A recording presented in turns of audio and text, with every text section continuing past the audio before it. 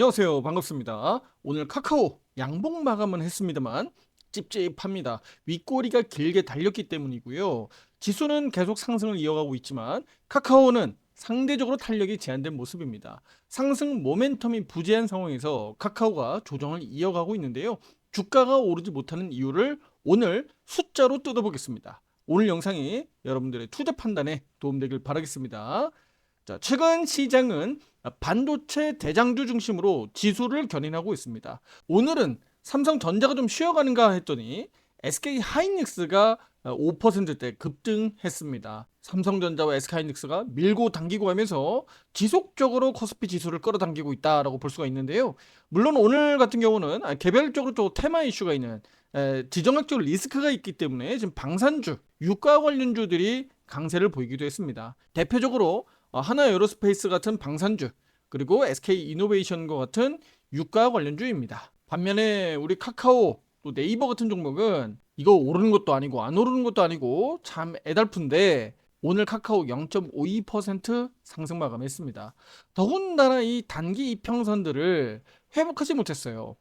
결과적으로 보면 어떻습니까? 50, 20, 62평이 이렇게 꼬여 있는 상태에서 이렇게 단기적으로 주가만 급등했다가 내려왔기 때문에 사실 따지고 보면 5위평선은 옆으로 그냥 횡보하고 있는 거예요.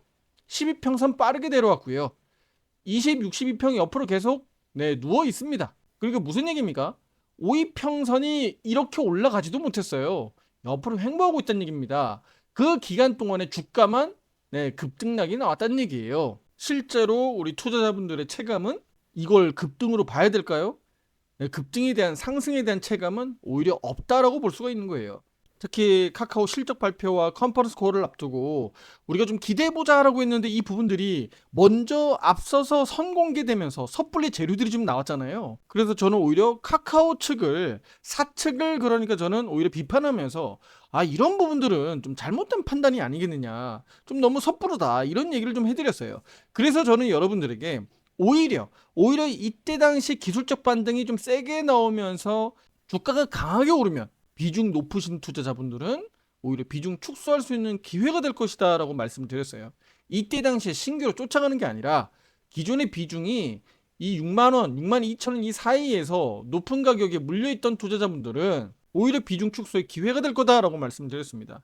이것은 바로 이 시장에서 우리 카카오를 어떻게 바라보는지를 여실히 보여주는 거예요. 비중 축소하신 투자자분들은 적절하게 또 분산 투자해서 카카오 외에 다른 종목들을 포트폴리오에 담을 수 있는 기회가 되는 거고, 또 차후에 또 카카오를 저가에서 다시 한번 매수할 수 있는 기회들을 또 보시고 대응할 수 있는 거니까요. 여러모로 주식시장에서 내가 자본금을 어떻게 운영하느냐에 따라서 계속적으로 매일같이 찾아오는 이 기회를 창출할 수 있다는 겁니다. 수익을 만들 수 있는 그 기회를 창출한다는 거예요. 그래서 저는 여러분들에게 꼭 말씀드리고 싶은 것은 항상 말씀드리죠. 몰빵하지 마셔라. 어느 한 종목 몰빵하지 말라. 나는 단타 단계할 건데 나는 오늘 샀다가 내일 좀 팔고 모레 오르면 팔 거야. 그랬더니 안 올라서 자꾸 팔아버리게 되니까, 안 올라서 자꾸 손실 보고 팔아버리니까 이 손실이 가랑비에 옷 젖듯이 계속 누적되니까 나중에 수익으로 만회한다고 하더라도 또 손해가 계속 누적돼서 쌓이는 거예요. 단타 단기도 그래서 하지 말라고 제가 권유 드리는 이유입니다. 자, 그리고 실적 컨퍼런스 이후에도 여러분들 기억에 남는 뉴스 기사들 보신 게 있나요? 별로 내용이 없죠? 최근에 내용 나오는 것도 보면 읽을 게 없어요. 그 정도로 카카오가 지금 이벤트가 언론 플레이 나올 게 없다는 거예요. 오히려 여러분들 좀 반감 들게 하는 이슈가 있는데 요거 이제 간단히 좀 짚어볼 거예요. 무슨 내용이냐면 카카오 내에서 챗GPT 프로라고 해서 그 구독 서비스가 있잖아요. 30만 원 상당의 구독 서비스인데 이거 카톡 선물하기에서 29,000원으로 선물하기가 가능하다, 이렇게 판매가 되고 있다라고 해서 일부 언론에서 또 실제로 이렇게 화제가 됐어요. 여러분들은 이걸 대박이다라고 생각하시면 안 되는 겁니다. 이 내면을 우리가 잘 생각을 해보셔야 돼. 카카오에서 왜 굳이 이렇게 했을까? 30만 원짜리 상품을 왜 29,000원으로 내려서 굳이 이걸 이벤트로 했을까? 물론 이걸 가지고 뭐 중장기적으로 계속 이벤트를 한다는 얘기는 아니겠죠. 수량 가지고 이제 할 텐데 왜 이 작업을 했을까라는 겁니다. 물론 뭐 카카오 주식 투자를 전혀 안 하시는 분들은 그러거나 말거나 나는 29,000원짜리 이용하면 돼 라고 할 수 있지만, 우리 투자자 입장에서 제가 말씀드린 거예요. 투자자 입장에서는 이렇게까지 생각하셔야 된다는 겁니다. 저는 이렇게 생각했어요. 뭐야 이거? 단순히 구독자 늘리기 위한 수단으로 30만 원에 대한 가치를 헐값에 판매하다니. 뭐 이런 게 다 있어. 이렇게 나와야 되는 겁니다. 말도 안 돼. 그럼 그동안의 이 30만 원 가치는 물론 이제 일시적인 이벤트지만 이걸 29,000원 정도의 가치로 할 수 있는 내용이야? 거진 10분의 1 가격인데 말이 안 되지 않아요? 다시 말씀드리면 할인 이벤트를 한다고 하더라도 너무 터무니없이 한다는 거예요. 제가 그래서 어떤 생각까지 했냐면 이거 숫자 늘려고 부단히 애쓰는구나. 우리 카카오 측에서 구독자를 늘리기 위해서 지금 부단히 애쓰고 있다. 열의를 하고 있다라는 거예요. 앞서 실적 발표 당시에 800만 명까지 늘어났다라고 했는데 이 같은 헐값 판매까지 이어지다 보니까 저는 이 800만 명에 대해서도 약간 의심이 들기 시작했어요. 자, 무슨 얘기냐면 혹시 이거 속빈 강정일 것 같아서 개인 투자자 여러분들이 다 이렇게 800만 명이 이용할까? 일부 사업자라든가 또는 법인, 기업에서 집중적으로 이용하는 건 아닐까라는 생각들도 좀 들고 있고요. 뭐 자세한 내막까지는 우리가 다 알 수 없지만 그 데이터까지 공개하지는 않겠지만 요 부분도 사실은 좀 의구심이 이제 들기 시작했습니다. 따라서 저는 우리 카카오가 이렇게 구독자 늘리는데 좀 집중 안 했으면 좋겠는데 실제 매출 대비해서 이익을 좀 극대화하는 데 갔으면 좋겠는데 지금 이쪽에 좀 집중되어 있는 게 아니냐 이렇게 좀 보고 있습니다. 자, 그럼 제가 이제 숫자로 좀 보여드릴 거예요. FN 가이드 기준으로 보시면 되는데 자, 지금 분기별로 실적, 연간 실적 이렇게 볼 수가 있는데 분기별 실적으로 볼게요. 카카오 주가가 왜 이렇게 못 가는지를 제가 과거에도 영상에서 한번 이 실적 가지고 한번 말씀드린 바 있는데 오늘 한 번 더 말씀드리는 거예요. 실제로 왜냐면 이번 4분기 실적 발표까지 확인됐기 때문에 더 가치 있는 내용이 될 수 있어요. 우리 이번 4분기 실적 서프라이즈 나올 거다, 좋을 거다라는 거 다 알고 있잖아요. 다 알고 있는데 왜 이렇게 주가는 엉망진창이었느냐. 오히려 크게 뜨는 듯 했다가 오히려 박살났으니까. 그런데 그 속에는 이 내막에는 우리가 알아야 될 게 있다라는 겁니다. 단순히 우리는 뉴스 기사에서 서프라이즈 실적이다, 예상치보다 잘 나왔다, 그리고 전년도 대비해서도 성장률이 컸다, 뭐 이런 얘기들만 우리가 눈에 들어온단 말이에요. 사실 안을 좀 뜯어다 보면 실제 어디가 실적 바닥이었는지부터 해서 실적이 지금 정체하고 있는 구간들도 알 수가 있고 정체하다가 어느 순간에 또 내려갈 수도 있다라는 전망치들을 우리가 확인할 수 있어요. 그리고 단순히 우리가 매출과 영업이익 그리고 영업이익률, 우리가 심플하게 매출과 영업이익 그리고 당기순이익 그리고 영업이익 요 정도까지는 좀 보시고 부채 비율까지 정도 보시면은 어느 정도는 우리 투자 여러분들이 쉽게 판단할 수가 있어요. 그러니까 훑어보기에 좋다라는 말이에요. 다른 거 더 뜯어보면 더 좋겠습니다만 뭐 그렇게까지 하실 필요는 없겠고 우리 기본적으로 우리 여러분들이 요 정도까지 보면 좋다는 겁니다. 그렇다면 단순히 매출과 영업이익을 우리가 프로테이지로 그러면 영업이익률로 확인할 수가 있는데 연간으로 보면 10%가 잘 안 나옵니다. 영업이익률을 잘 내고 있다고 볼 수가 없어요. 그리고 올해 이제 10%대, 내년에 11%대를 이제 기록할 것으로 전망치가 나와 있어요. 실제로는 장사를 잘한다고 볼 수가 없겠죠. 자, 이제 분기별로 볼게요. 자, 작년 3분기 실적입니다. 작년 3분기 실적 2조 원대고요. 영업이익은 2천억 수준입니다. 그러니까 영업이익률이 이제 10% 정도 나오는 거잖아요. 이거 뭐 당연한 거니까. 자, 그러면 요 정도 이제 보면 되는데, 자, 여기에서 우리가 판단해야 되는 것은 작년 3분기는 7, 8, 9월 그쵸? 7월부터 9월까지 요 챗GPT4 카카오 서비스 안 할 때였습니다. 그런데 2천억대 했어요. 2,080억이었거든요. 그런데 올해 4분기는요. 카카오 내 챗GPT 포함해서 서비스 했잖아요. 구독 서비스를 했잖아요. 그런데 영업이익이 2,034억이네요. 큰 폭의 감소는 아니지만 어찌됐던 전분기 대비해서는 감소했고 그냥 2천억대 수준으로 보면 정체했다고 볼 수 있는 거예요. 매출액은 오히려 2조 1천억대로 늘었으니까 외형 성장을 했는데 결과적으로 판매는 더 많이 했다는 거예요. 장사는 2조 1천억 했어. 그런데 내가 벌어들인 영업이익은 2천억. 그러니까 전분기와 이번 분기가 큰 차이가 없었다. 정체했다라고 볼 수가 있는 거예요. 그런데 여기 아래 보시면 당기 순이익은 어때요? 오히려 마이너스 400억 가까이 됐습니다. 적자였어요, 적자. 여기서 우리 여러분들 이거 헷갈릴 수 있거든요. 영업이익은 뭐고 이게 당기순이익은 뭐야? 이건 왜 또 갑자기 적자야? 헷갈릴 수 있기 때문에 제가 요거 간단히 설명드릴게요. 우리가 저기 그 장사에서 우리 예를 들면 100원 팔아서 10원 남겼다. 그럼 우리 10% 영업이익률이다라고 하잖아요. 그런데 우리는 이걸 단순히 판매하고 벌어들이는 이익이지. 사실 실질적으로 내가 통장에 잔고는 내가 대출 받은 게 있으면 대출 내야 되잖아요. 세금도 내야 되잖아. 그런 거 다 빼야지. 여기서 마이너스 빼야 되겠죠. 그리고 나서 통장에 최종 남은 잔고가 얼마냐라는 겁니다. 이해되시나요? 그 단기 순이익이 적자였다는 겁니다. 오히려 그러니까 마이너스였다는 거죠. 그리고 1분기 전망이긴 하나 이익도 크게 감소가 전망이 되고 있고 매출도 감소가 전망이 되고 있습니다. 2조 1000억에서 2조 원대, 2000억대에서 1700억대로 올해 1분기 매출과 영업이익이 감소될 것으로 전망치가 나와 있어요. 자, 그렇다면 우리가 이 영업이익률을 분기별로 했을 때 곡선으로 이렇게 그려보면 대략 그려볼게요. 750억대, 1000억대, 1800억대, 2000억대, 2000억대, 1700억대, 3분기, 4분기, 1분기 주가가 오르지 못하는 명분이 될 수 있을까요? 저는 될 수 있다고 보는 겁니다. 실제로 숫자가 그렇게 가르쳐주고 있는 거예요. 특히 주가는 선 반영되면서 움직이는 경향이 높기 때문에 지금 올해 1분기까지 이 실적을 감안해서 지금 움직이는 게 아니냐 이렇게 좀 생각할 수가 있겠고요.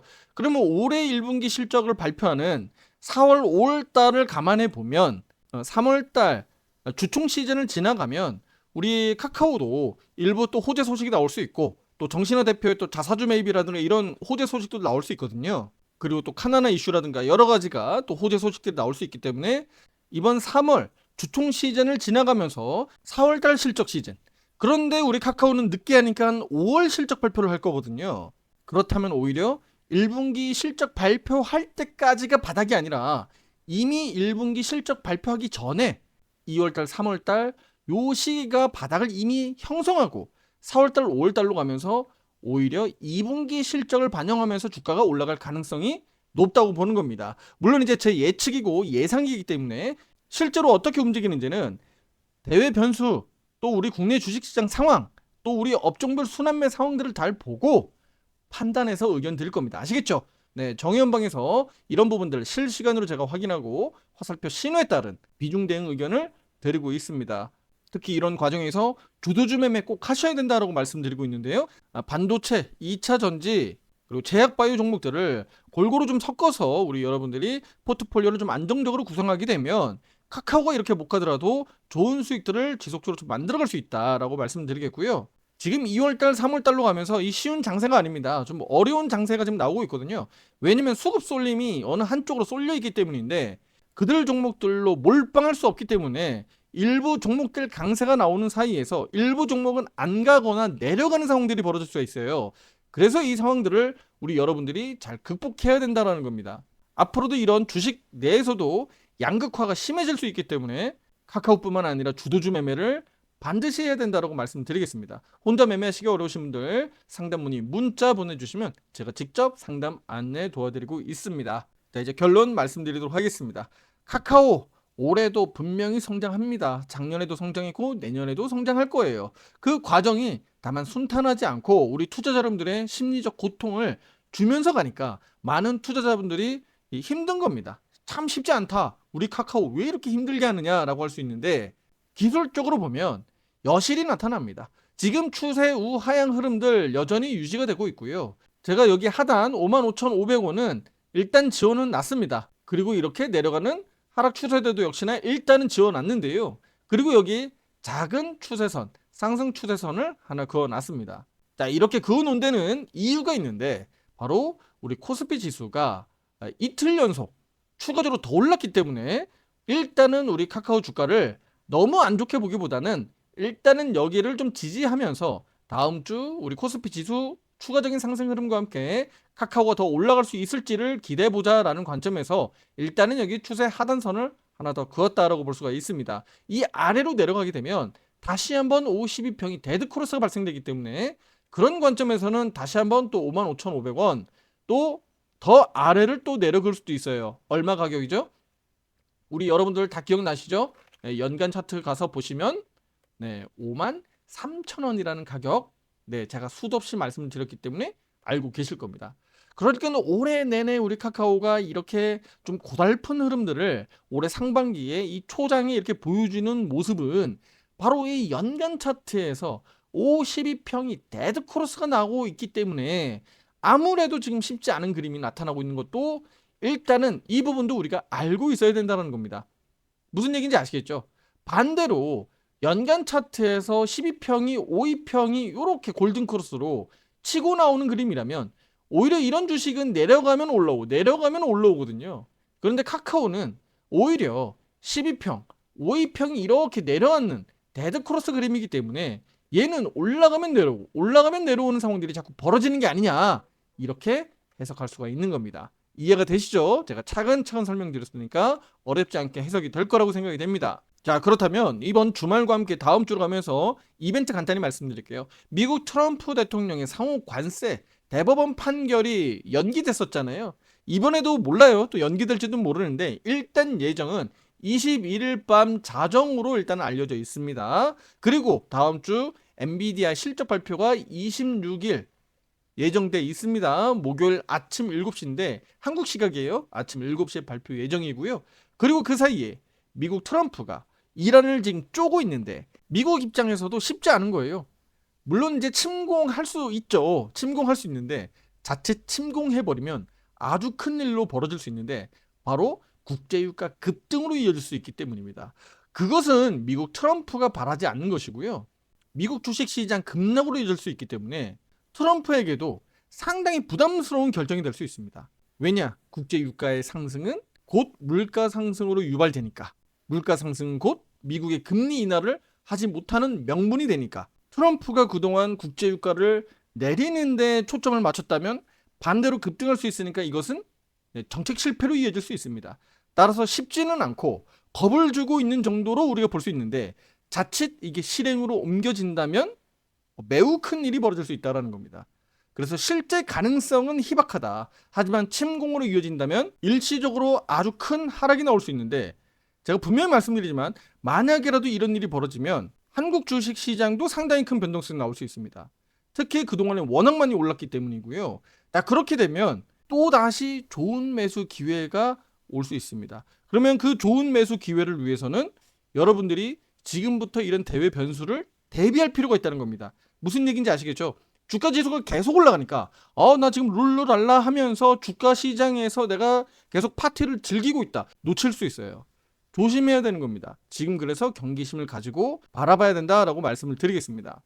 자, 이제 마지막으로 더 말씀드리면 한국 주식시장 크게 올랐다라고 했는데 최근 3개월 동안 어느 정도 올랐는지 제가 말씀을 드릴게요. 최근 3개월입니다. 오늘 기준이고요. 미국 다우지수는요. 고작 3개월 동안에 6%대 올랐습니다. 나스닥 종합지수는요. 마이너스 0.8%대입니다. S&P 500은요.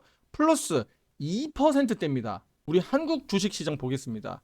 코스피 지수는요. 3개월 동안에 플러스 51% 올랐습니다. 오늘 종가 기준이에요. 그리고 코스닥 지수는요. 플러스 34% 올랐습니다. 엄청난 차이가 있는 겁니다. 이렇게 한국 주식시장은 미국 주식시장과도 차별화 장세가 나타나면서 한국 시장으로 크게 올랐다는 겁니다. 따라서 이런 점을 고려해 보면 미국 시장에서 큰 변수가 나왔을 때 한국 주식시장이 아주 크게 아래로 내려올 수 있다. 그 부분을 우리는 조심해야 된다는 겁니다. 안 내려오면 다행인데 내려왔을 때 대비해야 된다는 겁니다. 주식은 언제나 오르지도 또 언제나 내려가지도 않습니다. 아시겠죠? 절대 몰빵하지 않도록 의견 드리도록 하겠고요. 우리 여러분들도 화살표 매매 신호에 따른 투자 비중 조절과 함께 선별적으로 종목 선정하셔서 좋은 결과들 만들어 가시길 바라겠고요. 실시간으로 이런 신호들을 보시고 직접 투자 판단하시면 되겠습니다. 구독, 좋아요, 알림 설정 잊지 마시고요. 다음 영상에서 더 좋은 내용으로 찾아뵙도록 하겠습니다. 감사합니다.